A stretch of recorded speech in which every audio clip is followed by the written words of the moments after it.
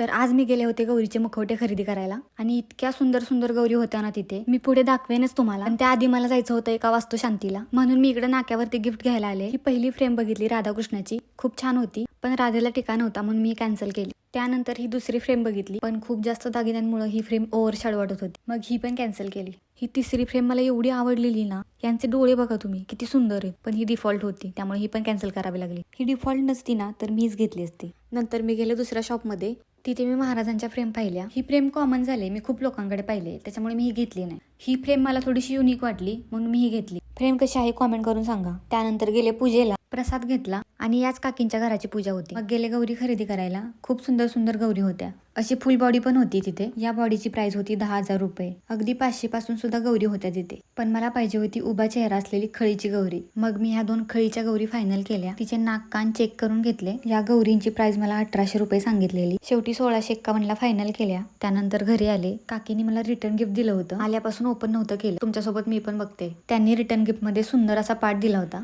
जो खूप सुंदर होता. भेटूयात नेक्स्ट मिनी ब्लॉग मध्ये. बाय.